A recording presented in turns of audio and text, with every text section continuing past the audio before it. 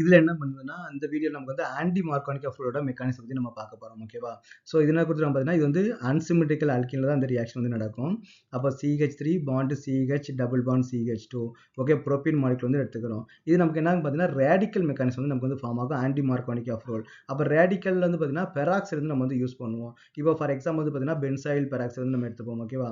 So இப்போ வந்து benzoyl peroxide C6H5 C double bond O O 2 OO bond இருந்தாலே நமக்கு வந்து பெராக்சைடு நம்ம சொல்லுவோம். ஓகேவா?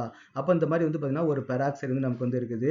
இது நமக்கு வந்து ஜஸ்ட் வந்து லைட்டா நம்ம ஹீட் பண்ணாலே போதும். நமக்கு என்னன்னா இந்த மாலிகுல் வந்து பிரேக் ஆகி ஹோமோலிசிஸ் வந்து நடக்கும். ஹோமோலிட்டிக் கிளீவேஜ் வந்து நடக்கும். அப்ப ரெண்டு பக்கமும் ஒரு எலக்ட்ரான் வந்து ஃப்ரீ ரேடிக்கல் வந்து நமக்கு ஃபார்ம் ஆகும். 2 மாலிகுல்ஸ் ஆஃப் வந்து பார்த்தீங்கன்னா C6H5 C double bond O radical வந்து நமக்கு வந்து ஃபார்ம் ஆகும். நெக்ஸ்ட் என்ன ஆகும்? இது carbon dioxide molecule stable மாலிகுலா வந்து வெளில போயிடும். அப்போ ரேடிக்கல் வந்து பார்த்தீங்கன்னா இங்க வந்து நமக்கு வந்து ஃபார்ம் ஆயிடும். அப்போ 2 மாலிகுல்ஸ் ஆஃப் வந்து பார்த்தீங்கன்னா ஃபினைல் ரேடிக்கல் வந்து நமக்கு வந்து ஃபார்ம் ஆகும். ஓகேவா? அப்போ இந்த ஃபினைல் ரேடிக்கல் வந்து நமக்கு வந்து என்ன ஆகும்னு பார்த்தீங்கன்னா இந்த அல்கீன் மாலிகுல போயிட்டு நமக்கு வந்து அட்டாக் பண்ணும். அப்போ CH3 CH double bond CH2.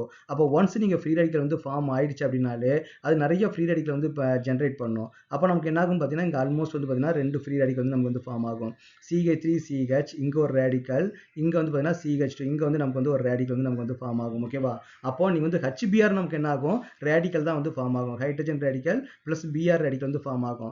Radicals வந்து ஹைலி ரியாக்டிவ்ன்றதுனால இது உடனே போயிட்டு என்ன ஆகும் பார்த்தீங்கன்னா இந்த ரேடிக்கல் கொஞ்சம் ஸ்டேபிளா வந்து இருக்கும். ஏன்னா இது செகண்டரி ரேடிக்கல் இல்லையா? இது பிரைமரி ரேடிக்கல் வந்து பார்த்தீங்கன்னா ரொம்ப அன்ஸ்டேபிளா இருக்கும். உடனே இந்த ஹைட்ரஜனும் இதுவும் நமக்கு ரியாக்ட் ஆகி நமக்கு வந்து புரோமின் வந்து நமக்கு வந்து இங்க அட்டாச் ஆயிடும். தென் வந்து பார்த்தீங்கன்னா ஹைட்ரஜன் வந்து இந்த கார்பன் வந்து நமக்கு அட்டாச் ஆயிடும். அப்போ நமக்கு என்ன ஃபார்ம் ஆகும் பார்த்தீங்கன்னா CH3 CH2 CH2 Br வந்து நமக்கு வந்து கிடைச்சிடும். இங்க ஃபாஸ்ட் ரியாக்ஷன்றதுனால புரோமின் வந்து ஒரு லெஸ் அன்ஸ்டேபிளா இருக்கக்கூடிய CH2 போய் அட்டாச் ஆயிடும். அந்த மார்கானிக் ஃப்ளூயிட் வந்து பார்த்தீங்கன்னா ஸ்லோ ரியாக்ஷன்றதுனால அதில் ஸ்டேபிளா இருக்கக்கூடிய மாலிகுல போயிட்டு புரோமின் வந்து நமக்கு வந்து ஆட் ஆகும். ஓகே, இது ரெண்டும் வந்து பார்த்தீங்கன்னா மார்கானிக் ஃப்ளூயிடுக்கும் ஆன்டி மார்கானிக் ஃப்ளூயிடுக்குள்ள மெயின் டிஃபரன்ஸ்.